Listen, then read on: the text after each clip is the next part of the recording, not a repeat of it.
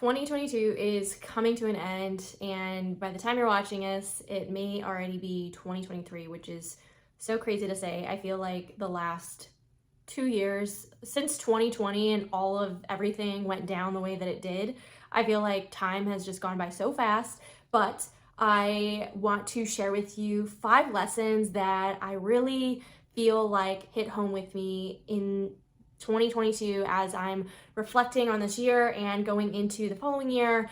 I don't know about you, but I love the beginning of a new year and, turning the new page into the next chapter and setting what I want to achieve in the next 12 months and breaking those down into smaller steps. And I just feel like I want to discuss a lot of the things that I feel like I learned this year and, how it can make your life healthier and improve your overall well-being. So let's jump into it. So the first one that I want to share with you is that all movement has benefits. And what I mean by this, so I've been health coaching for a little over 2 years now, and when I first started health coaching, I was really focused on helping women get started with workouts and nutrition specifically.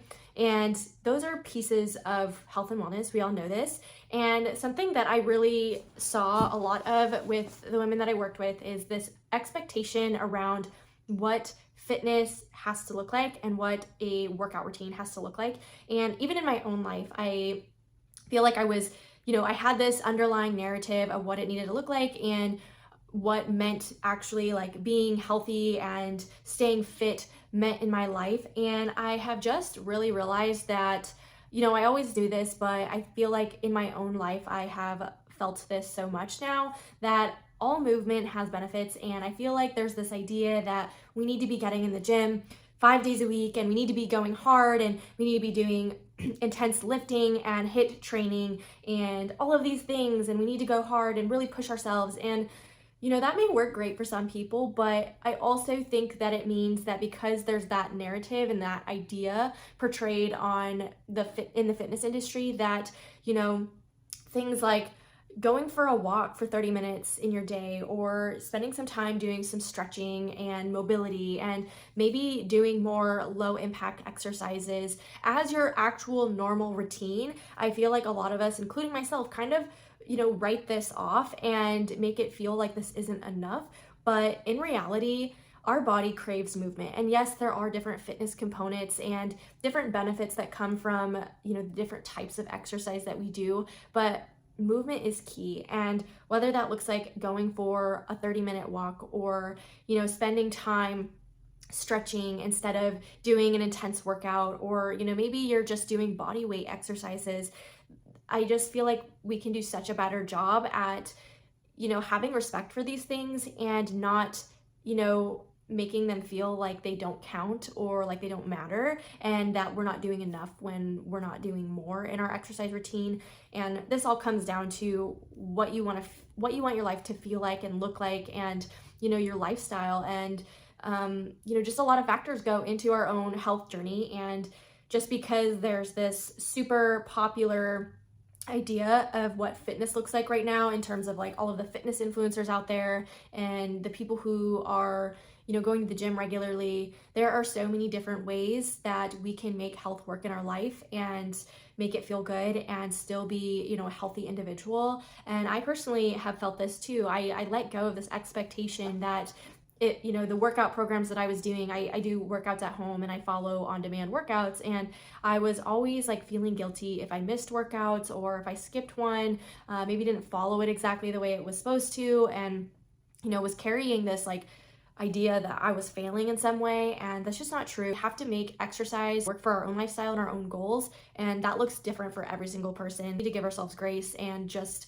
focus on moving, and some days that looks different than other days, and that's okay. The second lesson that I've learned this year is to be intentional and present. And I know this may seem like a no-brainer, but I've had so many different changes go on this year. My husband and I uprooted our life in San Diego and moved to San Antonio, and then he started a new job and I kind of had to figure out my career. We had been planning on buying a home here, and that was a whole thing that we went through. And there's just a lot of components of my life this whole year that were, transitioning and looking to the next big thing. And I think that sometimes when we're in those situations, we tend to like want to look to the future, that, you know, we're waiting for this big thing to happen, and we feel like, you know, our life is finally going to feel different after we go through this big chapter or transition.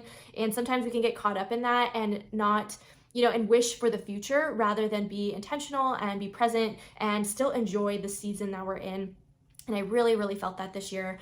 We knew that we were going to be moving at some point. We didn't know really when in 2022. And so we were still in San Diego for the first like 2.5 months out of the year. So for me, I was like soaking it in as much as I possibly could. And, you know, all of my friends and people that I met there and the job that I worked at, I was like trying to just feel the gratitude that I had working and being at those places. And yeah, our apartment was super tiny, but I still loved our apartment. It was our first apartment together. And, you know, there's just so many things to love about that place. So I felt like I was trying to be super present and just enjoy it and not feel, like, although I was excited to move and, you know, go into this next chapter, I wasn't trying to get too hung up on the future and, you know, trying to navigate my career and what that would look like in a new state. I was just trying to be super present and in the moment, and obviously carry that with the entire rest of the year, as we knew we would be buying a house. So we signed a 6-month lease with an apartment. We knew it was temporary. So,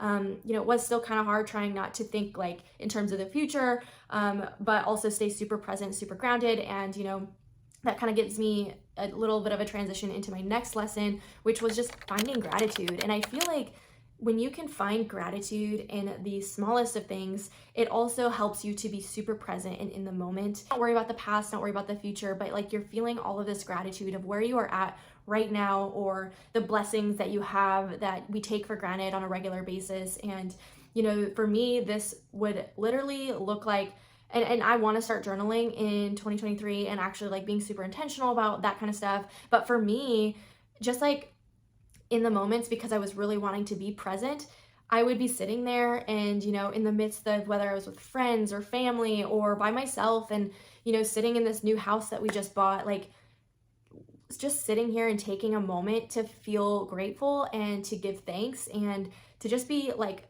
just to recognize how blessed I am and to say thank you for that. And, you know, maybe it's not just about the big home that we just purchased, but even like being able to afford groceries. Like groceries are so expensive right now. And like, yeah, I complain about it and we all complain about it all the time, but like still feeling so much gratitude that we're in a position to be able to afford our groceries and, you know, not really have to stress about how we're going to pay for groceries. Like things like that it just like makes you feel like, yes, even though we can have hardships and, you know, it just really helps me personally to view in a lens of like the glass is already half full.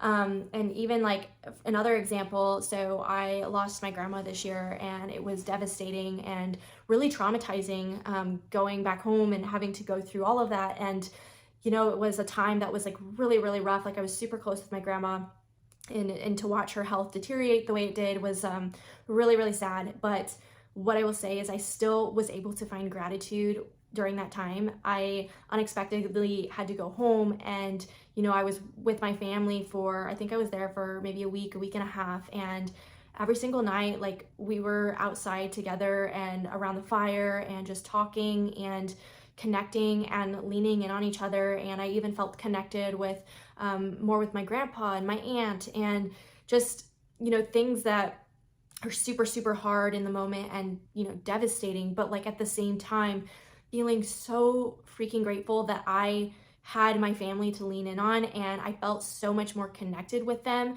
after going through that experience with them and being there for each other. It just, I mean, it's hard to see the good in such terrible situations, but even in those moments, like I wouldn't have gone home during that time. And then I got like a whole week with my parents that, like, you know, I live out of state. I don't see them very often. And like to have that time with them was so invaluable for me, and to just feel so much more connected and closer to them during that time, I have so much gratitude for.